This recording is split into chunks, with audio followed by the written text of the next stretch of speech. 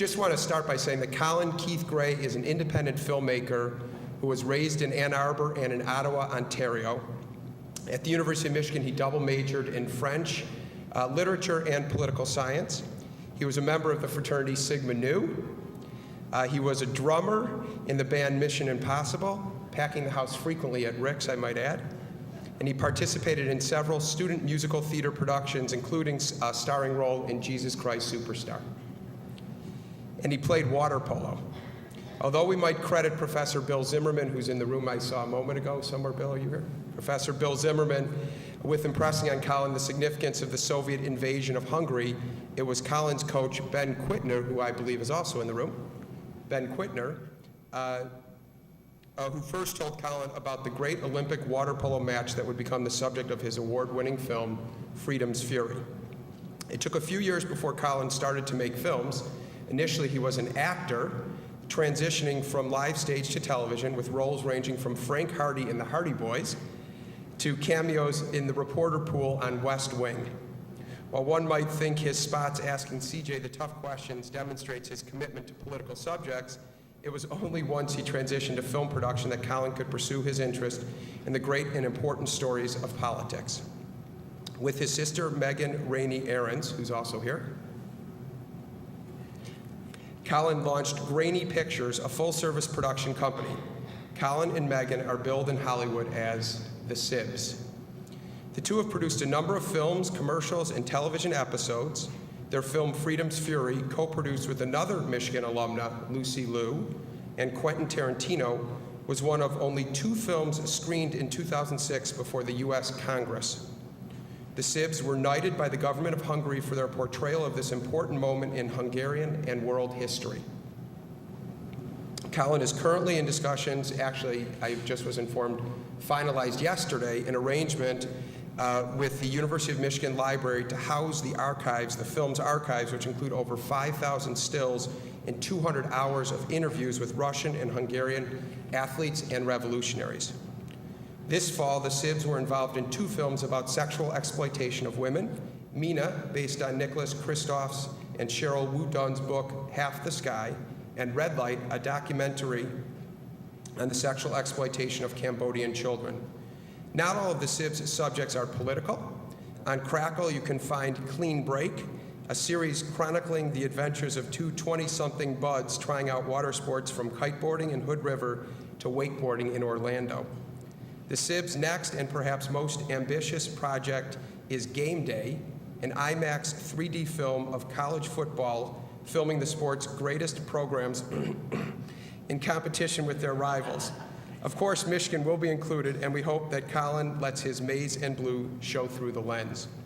As soon as Colin is finished with his remarks, we're going to be hearing from Jenna Bednar, who is an alum, an associate professor in the political science department, and a director of graduate studies, and also a member of the Centennial Committee.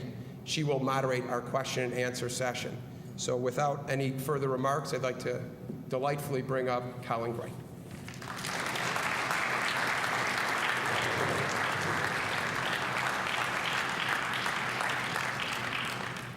Hello, everyone. Thank you so much for that kind intro. Distinguished guests, faculty, students, welcome to the University of Michigan Political Science Centennial Celebrations. Let me just begin by saying I'm incredibly honored to be here. There's so many exceptional people that have come out of this department, and I must admit I never thought I'd be the keynote for an event like this. In fact, I think most of my friends and family were equally surprised. When I told my dad, there was this long pause, and then he said, "So why'd they choose you?" I'm still struggling with that.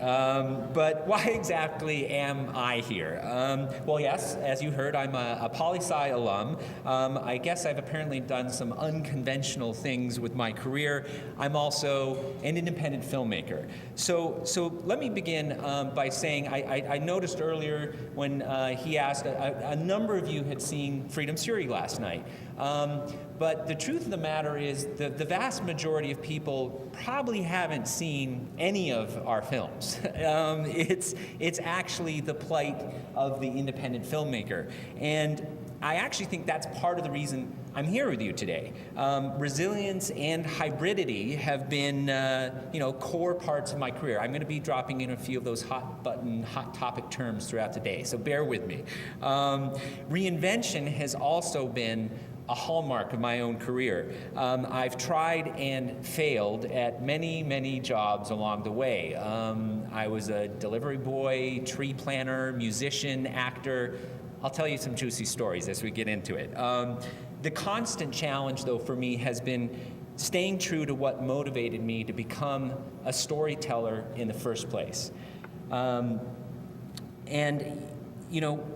question really is, why does that even matter? And I'm here primarily to talk to some of the students who are here and also everyone else who's in attendance, but not as an academic, but just from my heart. And what I want to talk about is the fact that everyone, the students in particular, are going to be facing a very uncertain job market. And they're embarking into a very transient world when they leave the university. So we're really caught up in all-encompassing change right now. Technology, war, the environment, work structures. And all of this impacts political science and the world we live in. It has huge consequences, obviously, for how we communicate, network, organize, fight, or challenge our societies. But how did we get here? And what does that have to say about what happens next? Well, postmodernism has shown us that there are severe limitations to the grand theories or meta-narratives as guides for our actions. Communism, religious fundamentalism, capitalism. Certainly, extreme challenges lie ahead for us. But this also probably means we're at the brink of a radically exciting new era. So what would we turn to as guides now? Well, that's really going to form the basis of my speech today. I figured we'd start with a quick century in review, very brief. After that, I'm going to turn to my own journey and perhaps provide some own ideas, for your own unconventional path. And then I'm going to look at a couple of our films as case studies for some of the challenges that I believe are facing us today. And then to conclude, I'm going to leave you guys with a challenge. In these transient times, the most important question in my mind becomes, what do you stand for? Why is this question vital? Because I believe we need to identify the standard-bearing values from the past that can then be shaped into a new discourse to tackle the challenges of the next 100 years and beyond. All right, let's roll. Okay, first, my reduced Shakespeare century in review. Rivers of blood have been shed in the interest of various nationalist, religious, and ideological movements over the past 100 years. But it's also been one of the most radically creative, innovative, and inspiring, and our political science department has been at the forefront of interpreting what it means for all of us. So what themes and values stand out? Perhaps the darkest stain for the past 100 years has been the harrowing legacy of genocide. Sadly, with 800,000 people being hacked to death over 100 days in 1998 in Rwanda, it's difficult to argue we've learned the lessons of the Holocaust. War, where to even start? It's a bloody century that left no corner of our globe untouched. Our department has certainly made its name for itself with its empirical approach to the study of war. Not to mention the fact our students and professors have consistently answered the call of duty to go serve their country in these various conflicts. This century also saw some of the most far-reaching disasters, none more significant than the persistent plague of global poverty and the slow-moving disaster of global warming. There have been far-reaching public policy responses to these crises, but it's hard to rest on our laurels when 26,000 children are still dying every day right now from completely preventable diseases like lack of access to clean water. Revolution. Okay, the last century has certainly been full of revolutionary spirit, but not always with the most humanitarian of outcomes. The rise of communism, the birth of modern China, post-colonial expansion in Africa and South America. There's also been far-reaching social upheavals, the sexual revolution and the rise of women in the workforce, gay and disability rights, the environmental movement. These changes have been reflected in our own department, with poli-sci finally getting its first female chair in 1990 with our Saxon House. The past century also saw unprecedented gains in global peace and understanding, each of them underscoring our evolving ability to compromise, see across political and religious divides, and the need to prevent war through collective security and negotiation. Similarly, technology and innovation has brought great hope and some of the most transformative changes of the past 100 years. Everything from Ford and the assembly line, to the development of film and TV, to the expansion of the modern Olympics. Most of all, the past 100 years announced a new media age and the transformative power of technology in finding new ways to communicate with each other, from personal computers to the internet to social networks. Which brings me to the last section. In my mind, no other area stands as a stronger beacon of hope to than the various people power movements over the past 100 years. It began with women's suffrage and the passage of the 19th Amendment that gave women the right to vote. We saw the rise of the labor movement, starting right here in Michigan with the formation of the UAW. There was Gandhi's nonviolent campaign in India, the Hungarian Revolution in 1956, Prague Spring. In America, Dr. Martin Luther King referenced both Gandhi and Hungary's freedom fighters in his letter from a Birmingham jail, part of the long campaign for racial equality that culminated with the Civil Rights Act. The banner of freedom was also unfurled in China by Chinese students in Tiananmen Square in 1989. That same year, we witnessed the power of people movements leading to the collapse of the Iron Curtain. The ability of people to stand up against entrenched interests and radically alter the status quo has been a torch passed from movement to movement, and certainly one of the enduring legacies from the past 100 years that I'm going to talk about later. And that, my friends, is my reduced Shakespeare century in review. It's very brief, it's very incomplete, but what does it have to do with us? Okay, so let's get personal, all right? What's my story, and what does it relate to all of this? Well, what can I say? I'm a mutt, a hybrid. In today's America, most of us are. I was born, as you heard, right here in Ann Arbor. Both my parents have British backgrounds, and both are academics. Ann Arbor was a great place to grow up, and I certainly benefited from having active parents. They were both part of the first Earth Day. My mom was very involved in the civil rights movement.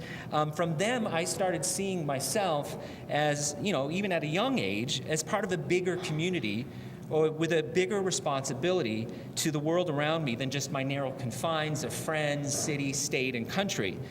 Now, this was reinforced when my parents divorced. They both remarried, and I moved to Canada at age 8 with my mom and her new partner.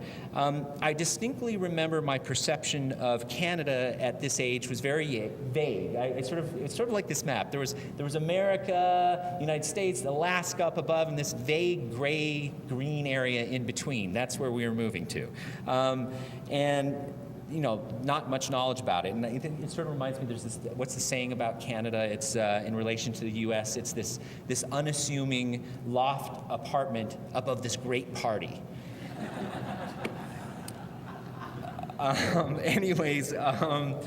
I quickly fell in love with Canada and Ottawa in particular, where I grew up and where my kid sister, who is now my writing directing partner, was born. I learned to speak French and was indoctrinated with a passion for hockey and Canadian beer, a passion I'd study in much more detail here at Michigan, especially on football Saturdays. I digress. Growing up in a foreign capital, I also became hooked on politics and social justice, and became acutely aware that there was a big world out there and many differing viewpoints than just American ones. Now, I also started becoming aware that political viewpoints often betray the bias of the beholder. Now, as Voltaire once said, there is no history, only fictions of varying degrees of plausibility. Now, my first example of this was actually, if you can believe it, in elementary school. I'd been taught that the War of 1812 was this great victory for America. I arrived in Canada and noticed that the War of 1812 was also taught us a great victory for Canada. Okay, the White House had been burned down, the U.S. conquest had been repelled. Clearly, someone wasn't telling the truth. My curiosity was piqued. Little did I realize this fascination was going to lead to a whole degree in political science, a career in independent filmmaking. More on all that in a moment.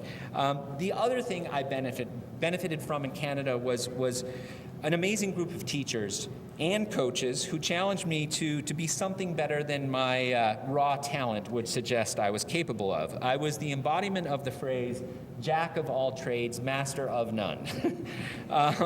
Yet the seeds of an unconventional path were definitely planted. I had good grades. I loved music and entertainment. I was, a decent all-around athlete and a pretty good water polo player.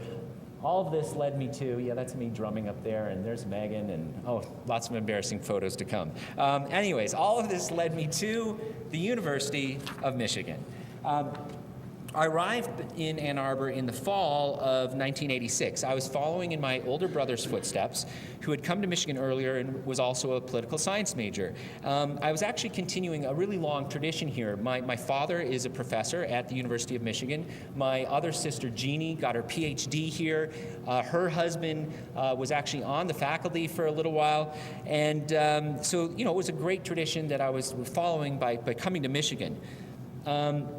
It was an interesting time on campus. Political correctness was at its height, but the U hadn't lost its edge or its attraction for a cross-section of the best and brightest. I was truly lucky to fall in with a wonderful group of friends.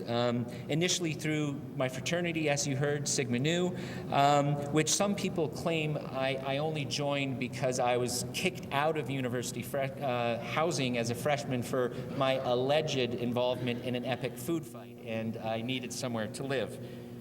More about that or not. Anyways, I then lived with this really eclectic group of guys senior year on this little house on Church Street. There was a Nigerian-Irish guy, a Korean, a Jewish-American guy, the Canadian, another lad from Grand Rapids. So really funny mix of guys. The house was dubbed the UN. But only 25 years after sympathy sit-ins in Ann Arbor protesting racial segregation, who would have ever predicted a group of friends like that? Things change. Beyond partying at Rick's and studying at the Ugly, which usually meant me trying and failing to pick up girls, I actively pursued my two non-academic passions at Michigan, which was water polo and all things entertainment. I was coached, as you heard, by this no-nonsense Hungarian guy who liked my scrappy, some would say dirty style of water polo.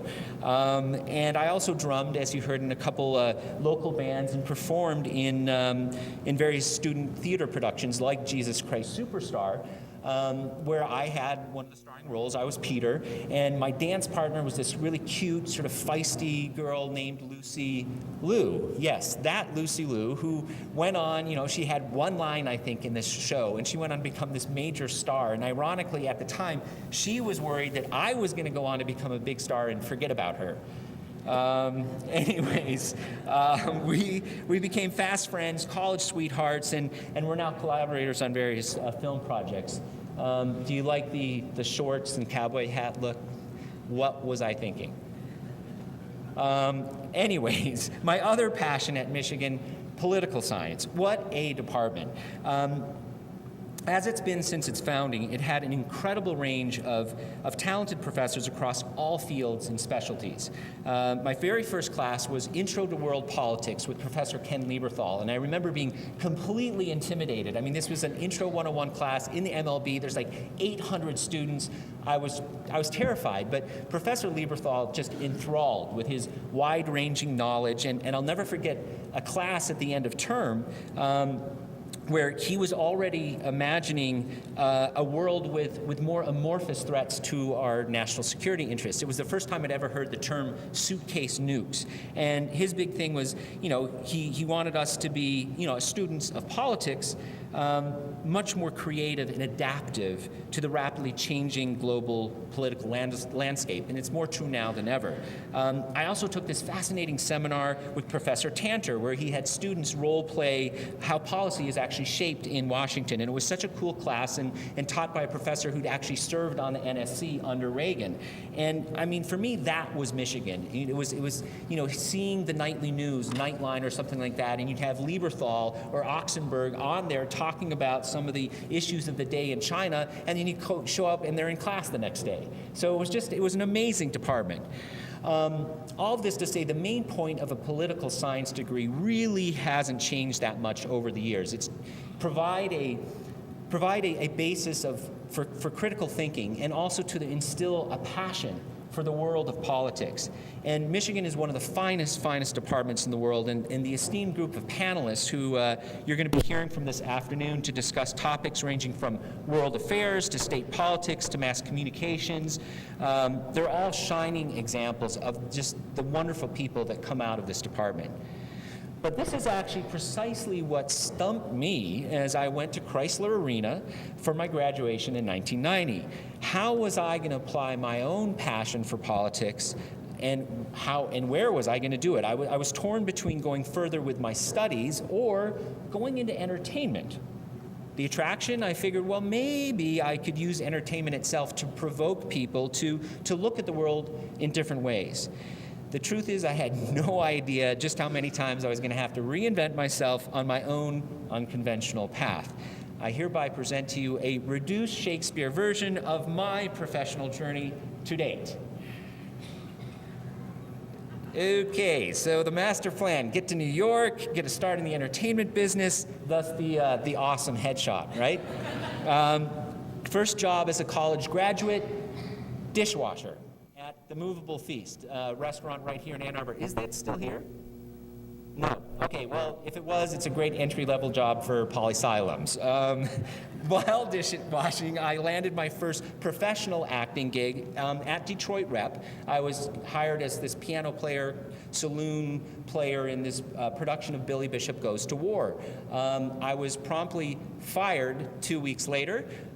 Turns out my piano playing chops weren't up to snuff. Seriously. So with that boost of confidence, I moved to New York to get my shot at fame, fortune, and a platform to change the world.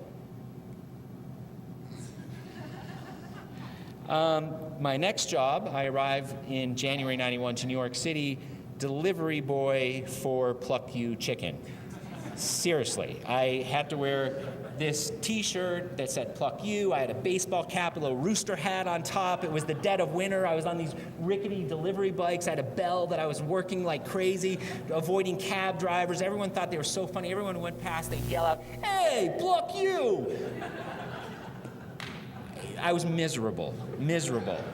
Fortunately, things improved a little. I was cast in this play that somehow got the backing to go off-Broadway and debuted in front of the critics. It was called My Son the Doctor. Now, I actually included a clip here.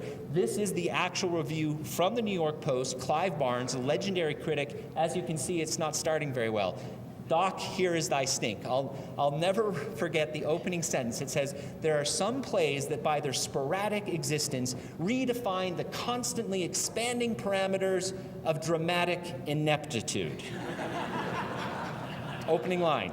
All he said about the acting was, "The acting is awful. Go quickly, go quietly, and go in peace." Not the debut I was looking for. Fortunately, I had just been cast in the first Broadway tour of the Buddy Holly story as Jerry Allison, the cricket drummer. Yes, my years drumming for Mission Impossible and Abraham Nixon, those are the real band names, in Ann Arbor, had finally paid off. And before you knew it, I was out on the road touring, getting paid to act and play music. We even performed at the Kennedy Center, where Bush Sr. came backstage, and I said to him, please, Mr. President, don't forget the environment. This was right before the first global environmental summit in Rio, and he said, no, son, I will not.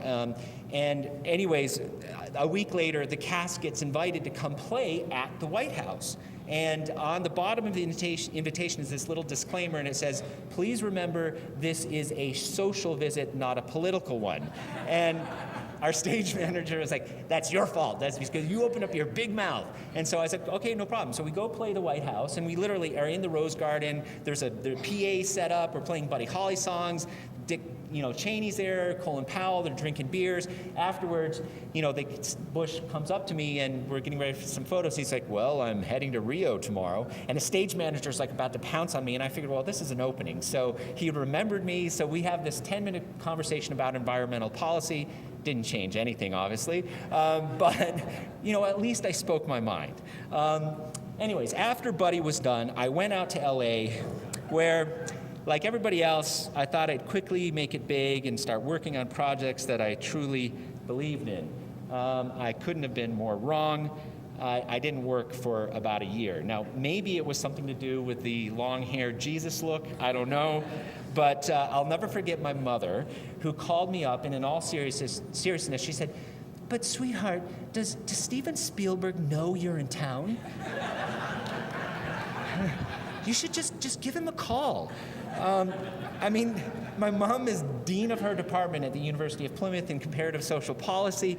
Looking back now, I probably should have followed her advice. I should have just called Spielberg, and maybe things would have turned out differently. Just do something bold like that. She's here all afternoon. She gives great career advice. Bend her ear if you'd like to. Anyways, after this, I embarked on a 5-year journey of mediocrity in acting. My dear sister assembled this little montage of my acting years for your viewing pleasure.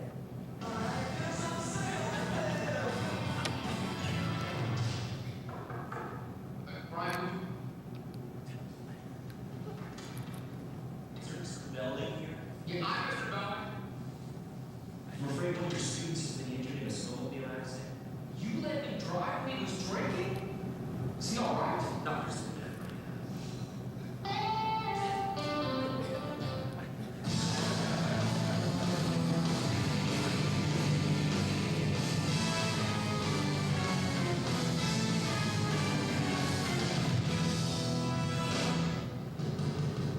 See what he wants before he explodes all over the newsroom. Why can't you go? Because this job requires a man with a tie.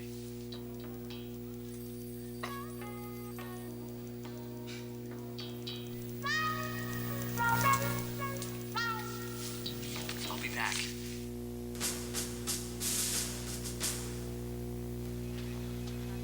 I am reluctant to characterize it other than to say the president was interested in what the practical effects of the policy would be. But in all, you'd say the White House is optimistic about the chances of passage through the House of the banking bill. Very optimistic. You're not concerned about the attachment of the land use rider?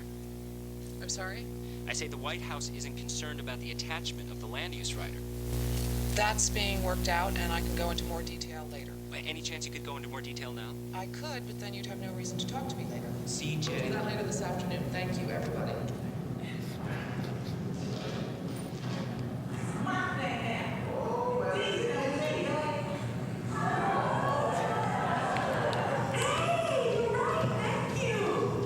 My ex-boyfriend Nolan is at Nolan taught me all about tools, and then he left me with nothing but memories and an empty coffee burner.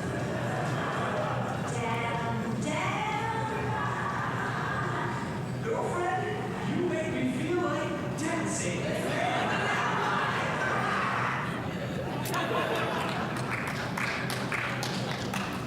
You make me feel like dancing. The Hardy Boys.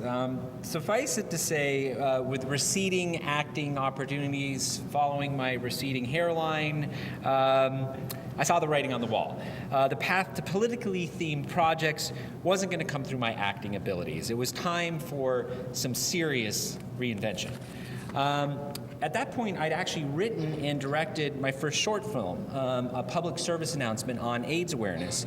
I was hooked. I found myself drawn to documentaries because it was the storytelling medium that allowed you to have a political point of view, and it actually encouraged social action.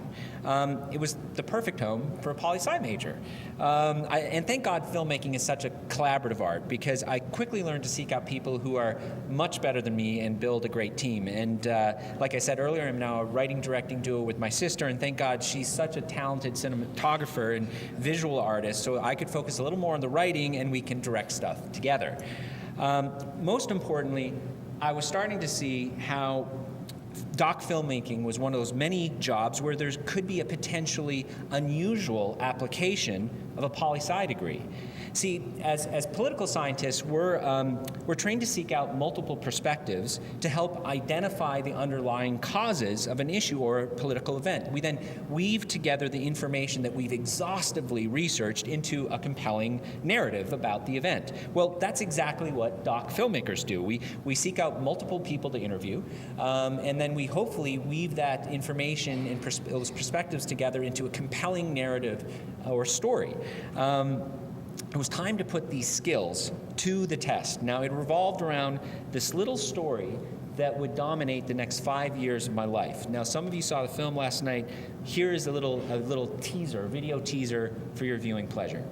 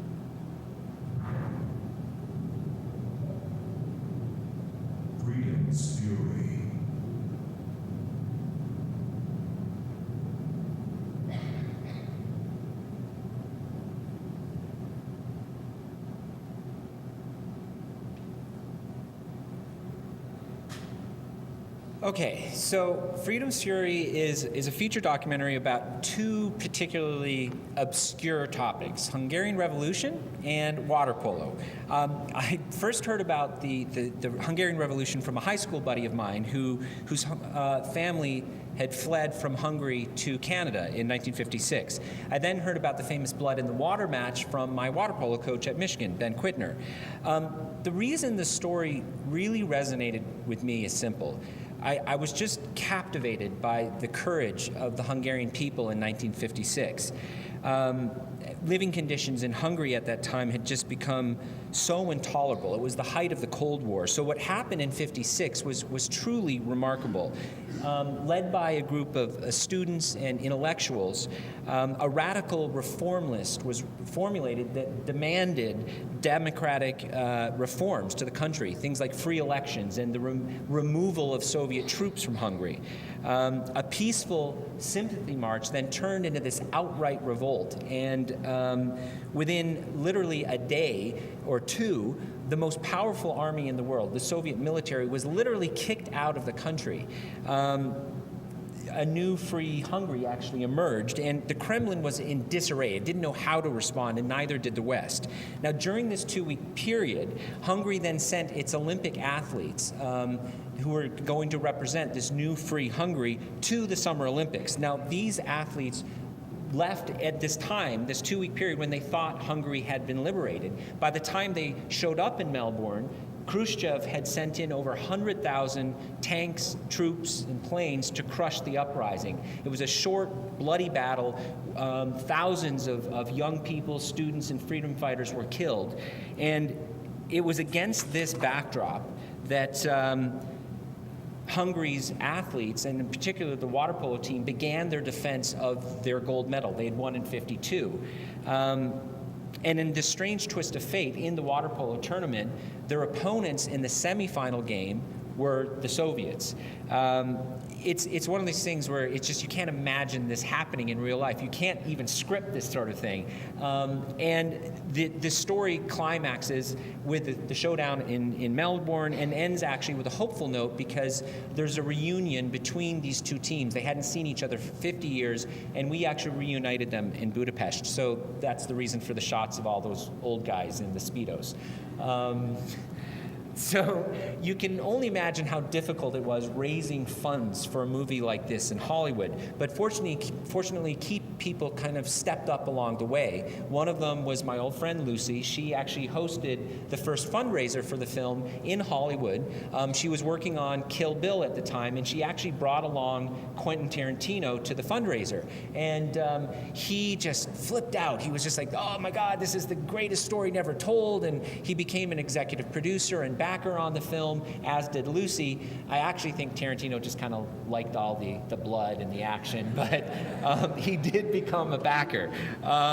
So anyways, after working on the project for 5 years, the film eventually debuted at the Tribeca Film Festival, and you can see a picture up there on the left. That's Mark Spitz, who narrated the film. And then it was actually had a big theatrical release in Hungary, and it's since been released around the world. And much to our surprise, as you heard, we were actually knighted by the Hungarian government for our work on the film. So yes, you should all refer to me as Sir Colin for the rest of the day, or Sir Coco, as my friends' children like to call me. But the main reason for sharing this story isn't to tell you that by following an unconventional path, you may end up getting knighted in Hungary. The film was quite controversial in Hungary precisely because, like a good poli-sci major, we actively sought out multiple perspectives for the film. We interviewed freedom fighters, students, academics from both sides of the political spectrum, and we even interviewed Nikita Khrushchev's son, Sergei Khrushchev, for his father's perspectives on the decision-making process during the uprising in '56, which was very controversial in Hungary. Interesting side note, Sergei Khrushchev is now a professor in political science and international studies at Brown University right here in America. Things change. But what I find interesting now is what the revolution still represents.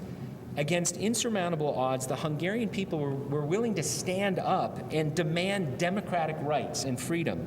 And even though the revolution was crushed, the Soviet Union never really recovered from that blow. And I think there's really a direct lineage from the Hungarian Revolution, a torch that was passed to the civil rights movement, to Prague Spring, to the Chinese democracy movements, and to the peaceful revolts in Europe, across Eastern Europe in 1989. And in fact, I remember when I was a student here at that time in 1989, wondering, what would I stand up for? would I have the courage to articulate a list of reform demands for a better society and then present them to the leaders and actually defend those reform demands with my own life, like students in Hungary and China did? But the revolution also holds up a mirror to America today. We like to think of ourselves as part of, as the polar opposite of the old USSR. We're the champions of democracy worldwide. But aren't we now confronted by a potentially failing policy in Afghanistan, the graveyard of empires? Isn't there some similarity with our military overreach? Over 300,000 troops, U.S. troops, are stationed in over 39 countries, and $700 billion a year is earmarked for defense spending, more than the rest of the world combined. So is democracy at any cost coming at too high a cost? And can we really afford these wars and still educate and provide health care for U.S. citizens at home? Are we a declining empire? I won't go any further with a bigger policy debate here, but America is unquestionably overextended. Post 9/11, we've paid an appallingly high price in blood and treasure to pay for wars that were fundamentally wars of choice. Furthermore, our self-appointed role as international policemen has generated huge resentment. Whatever the long-term consequences, we do need to come to the grips with the fact that the 21st century is not going to be dominated by the U.S. the same way the 20th century was. That being said, the U.S. does have many, many strengths, such as the ability to reinvent ourselves, and this is even more crucial now. We've been willing to reach out to the world, but can we do this non-militarily? Are there more effective ways to channel American aspirations of leadership while protecting our national interests? Either way, as we look towards the next 100 years, I think we need to take a more macro political view and start addressing our whole culture of war. Now, the cartoon on the left there, it's a little extreme, but it is a representation of this phenomenon. The military-industrial complex that Eisenhower warned about as he left office has certainly consumed our budget priorities in the last 50 years. I mean, I think the estimated cost of Afghanistan and Iraq wars is now something at $3.2 trillion. As Andrew Bacevich argues in his book, America's Path to Permanent War, our best and brightest derive profit, power, and privilege from keeping the military-industrial status quo intact. And Bacevich, he's an Army veteran, and he argues that it's time to readmit more radical viewpoints into the national security debate. The core principles that have positioned the U.S. as the global policeman and as the tip of the spear in today's war on terrorism, it's just too often unquestioned. Now, we certainly need to get the freshest minds on the evolving challenges of today's world. And this requires new approaches and new viewpoints. It also requires, in my mind, informed opinion. I now present to you another little case study for you that I affectionately call the dilemma of passionate ignorance. So if there's a dire need in my mind for multiple, even radical perspectives in the debate about our future, let's start right here with the problem of passionate ignorance. Put simply, opinion is not fact. Media claims the title of fourth estate, but media is increasingly based more on op-ed entertainment than information. John Dewey, a professor here at Michigan at the turn of the century, once said that public knowledge is a prerequisite for democracy. Otherwise, individuals are too distracted to make the connection between their individual problems and the issues of others. Now, this problem becomes even more pronounced in our highly partisan, combative 24-hour media age. With Twitter, Facebook, and blogs, we're kind of stumbling towards this customized, opinion-dominated form of journalism. It's 140-character sound bites. We move on to the next story, the next sensationalist moment. The danger, I would argue, is real. As mentioned in a recent Vanity Fair article on Broken Washington, there's this perverse effect that the most visionary policies and politicians seem horribly incremental in this impatient news cycle. And the kind of shrill labeling that drives this coverage simply closes the door to possible compromise. Now, Why is this dangerous? Well, I'd suggest that it actually undermines democratic discourse. It's what David Brooks recently called rampant confirmation bias, the tendency to seek out opinions and evidence that's consistent with our own beliefs, and then we sort of deny, dismiss, and distort anything that doesn't back up our own beliefs and bias. A few of our esteemed panelists who are here today are part of this larger media state, so I'm sure they're going to have a lot more informed opinion about it, David Schuster and others, so make sure you chat with them about that later. The bottom line, misinformation that's presented as fact isn't anything new. We saw it with Bush's justification for the invading Iraq. We see it with the misinformation that people are buying as fact right now, that Obama is a Muslim. I mean, you gotta love the impeach the Kenyan sign. But this rampant confirmation bias isn't limited to the right.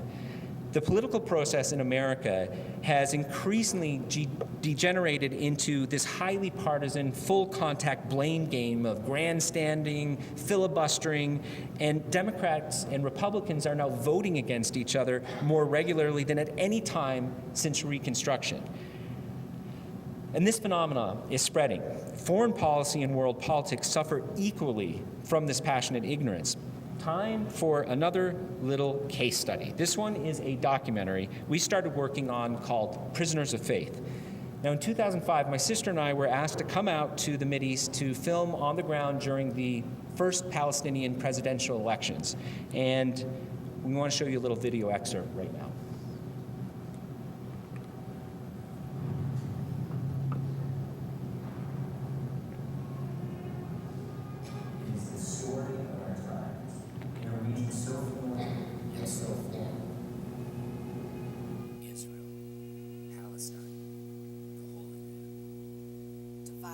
Complex territorial conflict that has huge consequences for peace in the Mideast. A grassroots democracy called one voice access to film behind the scenes during the Palestinian elections.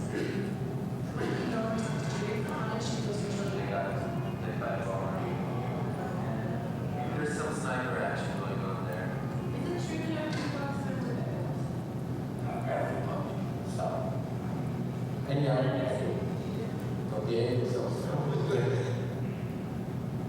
had one of the most threatening treaty settlements. These armed compounds are some of the biggest obstacles to peace in the world. You don't talk to them. You can't. They can't. That's the way they talk. Settlers believe they are fulfilling biblical prophecy. Others believe it is idolatrous. If we allow the principle of land to overwhelm all other moral considerations, it will destroy us.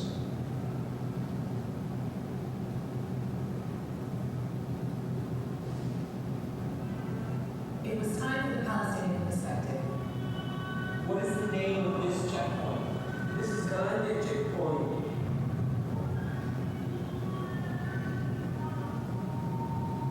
The Mullah certainly wasn't what we expected. Our first stop was Arafat's compound, where Palestinian leader Abu Mazen is meeting President Carter. We saw the wall dividing East and West Jerusalem.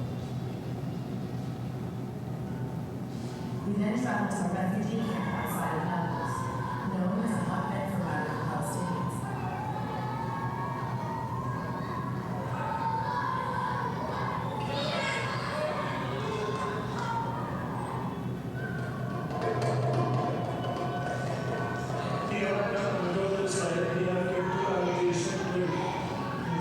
People want to know why they respect someone who kills and kills other people. That seems when you lost a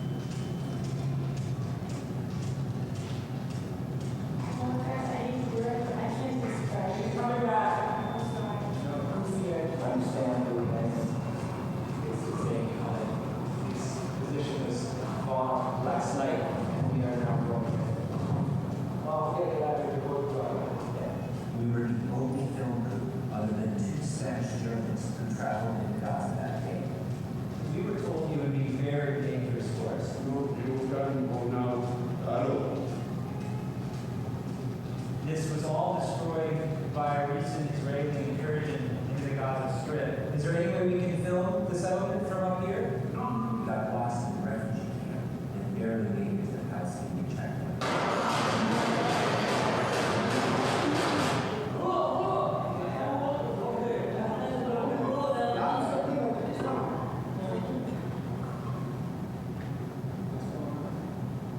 We're walking out of Gaza and never saw a fight. And that's what we found out. The two Spanish journalists who had gone into the forest and had kidnapped in Gaza. As we journeyed home, we saw how moderate voices on both sides remained imprisoned by extremists. Finding the common ground is the only hope for peace.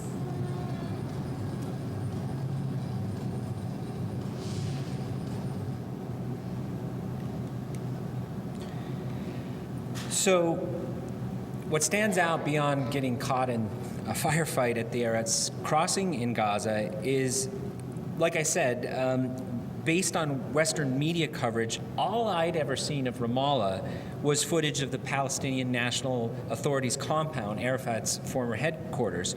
And we were just shocked to show up in Ramallah, and there was a thriving shopping district, there was a Popeye's Chicken, an elite modeling agency. I mean, I consider myself a fairly informed individual, but I was confronted by the fact that I had little to no idea of the reality on the ground due to sensationalist media coverage. And this is, problematic when we're trying to engage people to focus on finding a negotiated solution to this intractable conflict. The other point is that in this soundbite-driven media age, we are increasingly not getting the full picture from our news, whether it's domestic or international coverage. Now, this isn't anything new, but the passionate ignorance and misinformation that it engenders, it's dangerous. As John Locke once said, it's one thing to show a man that he's in error, another to put him in possession of the truth. Now, my hope with this story is that organizations like One Voice can become the model moving forward. Their goal, building the solutions and foundations for compromise. 2/3 of Palestinians and Israelis support a two-state solution. However, what dominates are the extremist views. Sadly, in our polarized national and international debates, compromise is increasingly a dirty word. Better to obstruct and play to the base than to reach across the aisle. As political scientists, I believe we have a huge role to play in helping reinstate compromise and the quest for common ground to its rightful place as a central pillar of constitutional democracy and as the essential component for conflict resolution amongst nations, especially over the next 100 years. In other words, to helping the dove of peace find its eHarmony match in the global dating political marketplace. Which brings me to a recent project we've been working on. It also touches upon the need not just for balanced reporting, but also the need for courageous voices who will expose global issues that are not adequately talked about. What's known as speaking truth to power. Now, these are not easy topics, but none of our upcoming challenges for the next 100 years will be either. We recently wrote and produced a documentary on child sex trafficking in Cambodia called Red Light that actually just aired on Showtime. This is a difficult subject and not easy to watch. Following is a video excerpt.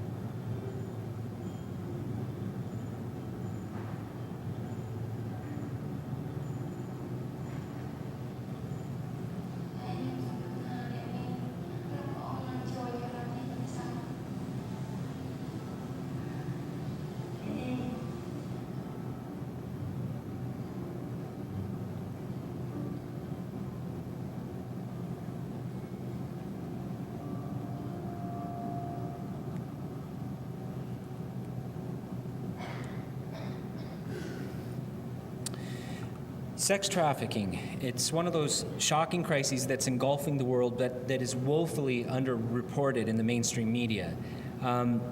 After all, it's almost unbearable to read about children as young as 7 or 8 who are being sold for their virginity, and then after they're raped, they're restitched and sold again as virgins.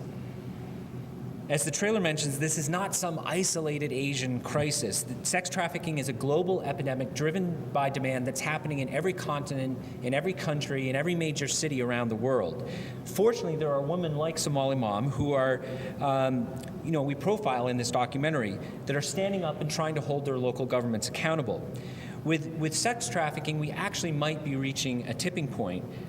In fact, based on Red Light, we were asked earlier this year to work on a TV series for PBS based on the novel Half the Sky, which is a provocative book by Nicholas Kristof and Cheryl Woodoon dealing with women's issues globally from gendercide to rape as a weapon of war and yes, sex trafficking. Now, Kristof is a Pulitzer Prize-winning writer for the New York Times, and he's made it his life mission to expose and bring light to the darker issues that are confronting us today. Now, the statistics are shocking. The authors conservatively estimate that there are 3 million women and girls worldwide and a small number of boys who are enslaved in the sex trade annually. Of these, the U.S. State Department estimates that up to 800,000 are trafficked across international borders each year for sexual exploitation. Some context here. At the peak of the transatlantic slave trade in the 1780s, an average of 80,000 slaves were shipped annually from Africa to the New World.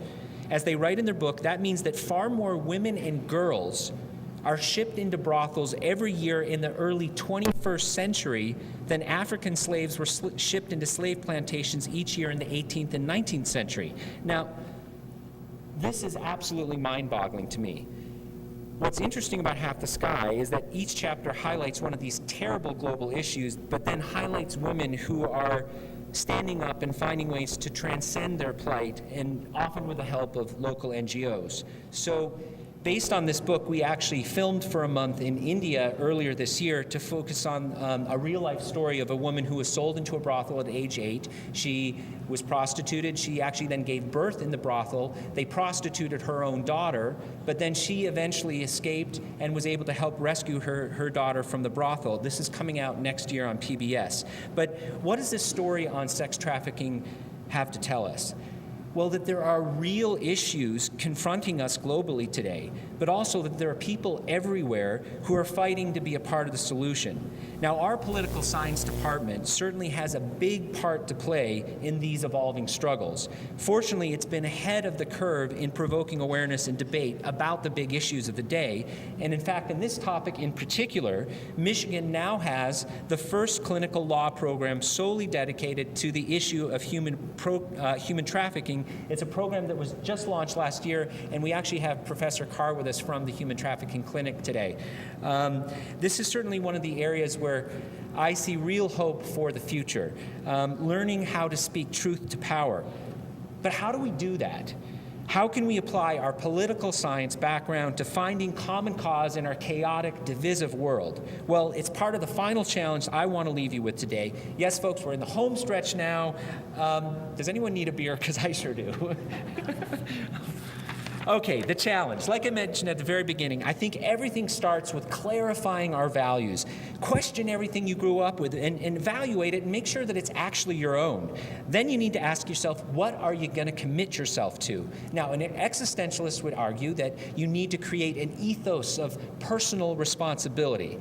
Now, what does that mean? Like I said earlier, the 20th century has seen the explosion of the big meta-narratives. So we now need to recalibrate and ask ourselves, what are we going to use for our guides in these uncharted waters that lie ahead? What's going to be our moral compass?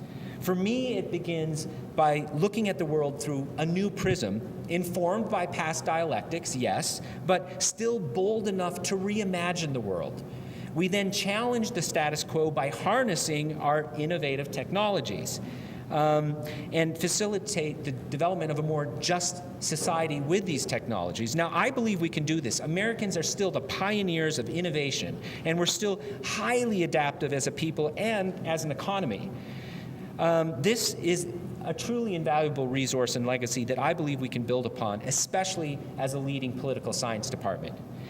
Now, the power of participatory democracy and people power movements to effect change is another core value that I believe we can build upon, and is a torch that's been passed from generation to generation. Now, this grand tradition is certainly well represented right here in Ann Arbor. We had the announcement of the Peace Corps right here on the steps of the Student Union. We also had the Students for a Democratic Society, who crafted the Port Huron Statement in the early 60s. In fact, we have Al Haber with us from the SDS right here. Huge honor to have you with us, Al. Now, this was a New Left manifesto about engagement and values and social justice. Jump forward 30 years to 1994, the Republican Contract with America. How the hell am I comparing these two things? Well, the Contract with America was another bold declaration, this time by the right. It detailed the actions congressional leaders intended to take if they became the majority party. And it's another great American example of a minority group articulating core values. Jump forward to present day, some would argue the Tea Party on the right and groups like MoveOn.org on the left are also on this list. The main point, though there have been remarkable shifts over the past 100 years, it's up to us to keep building a more just and humane society. As Martin Luther King wrote in that same letter from a Birmingham jail, injustice anywhere is a threat to justice everywhere. If our department stands for anything in the next 100 years, it's surely as champions of analysis and critical thinking to help build more humane political structures and policy for the world around us. What else? Well, I'd say that we need to embrace complexity and hybridity. As I talked about in the passion and ignorance section, one of the problems resulting from the complexity of modern society is that we often lean towards simplistic answers in leadership. This is a terrible trap.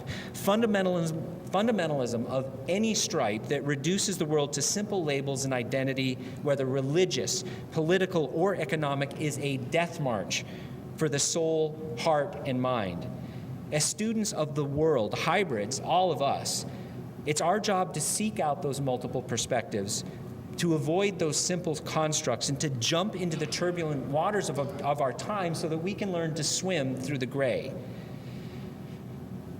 Equally important, let's bring our rational voices to the debate as we seek compromise and common ground. As Obama said in his recent commencement address right here in Ann Arbor, let's keep democracy alive and vital by remaining open to viewpoints different from ours. Now, I suggest we go even further. I spoke about the book Half the Sky. The authors state that in their opinion, one of the great failings of the U.S. educational system is that you can graduate and not even have a real understanding of poverty, whether at home or abroad. What they recommend and propose is that Americans should spend a gap year after graduating, spend a gap year abroad studying in the developing world. This would come a richer understanding of the world around them and hopefully improve the view of Americans around the world too. Now, fortunately, Michigan's political science department has been a pioneer at combining academic study with real-world experience through its various study abroad and internship programs like Michigan and Washington. If you still have time left here, any students, make sure you take advantage of this. But the UN still needs to keep expanding its global and its multicultural reach. There are fewer and fewer traditional routes to take, so this means thinking outside the box and being unconventional are more and more essential. Reminds me of this quote from Stephen Jobs. He once said, "Here's to the crazy ones, the misfits, the rebels, the troublemakers, the round pegs in the square holes. You can quote them, disagree with them, glorify or vilify them, but the only thing you can't do is ignore them. Because the ones who are crazy enough to think they can change the world are the ones who do." Maybe your skills, some initiated in college, will help define your path in unexpected ways. Poli-sci has sometimes been seen as that traditional fallback option, but I truly believe it's just in how you apply it. Most of all, As my unconventional path hopefully highlights in some small way, I'm a huge advocate of applying your skills to something you're genuinely passionate about and then using this as a way to reshape the world. Now, I still believe entertainment and technology are powerful tools to challenge society.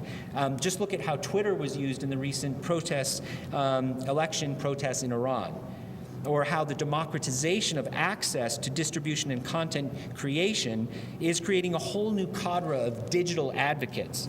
But in the quest to speak truth to power, we also desperately need to look beyond our national borders and problems. Now, what do I mean? In this interconnected age, there's an ocean of challenges that demand our attention right now, from global poverty, women's emancipation, environmental degradation, extremism of all stripes, our culture of war. The sad truth, however, is that we've existed in a nationally dominated discourse for far too long. It's our American exceptionalism at its worst. Now, what do I mean? U.S. values and expectations, I believe, are both sadly myopic and truly supersized in the same breath. We're already wealthy beyond the world's imagination in any kind of comparative sense, but tiny wedge issues still dominate the national discourse. It reminds me of a quote by Thomas Paine about what our larger goals could be as a nation and a people. He said simply, "The world is my country, all mankind are my brethren, and to do good is my religion." My hope for the next 100 years is that, similar to some of the revolutionary contracts that shaped the 20th century, some of you will help build a new manifesto, a new contract that's much more global in its focus. A contract that could perhaps start building towards that vision of the future that was first articulated over 300 years ago by one of our founding fathers. The world is my country. It's pretty high-minded, right?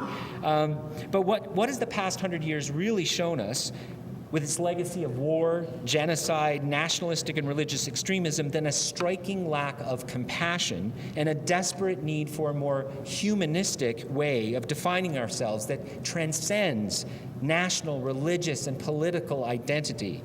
Now, I don't mean to suggest we aren't facing real problems here and real domestic problems, especially here in Michigan. I don't need to remind this room, of course, with the high unemployment rates, and it's going to be probably the worst job market for new graduates in 40 years. But in America, I really believe we need to find ways to do a lot more with a lot less. Most importantly, I believe we can be better, and that our political science department and graduates here can hopefully be a part of leading this change.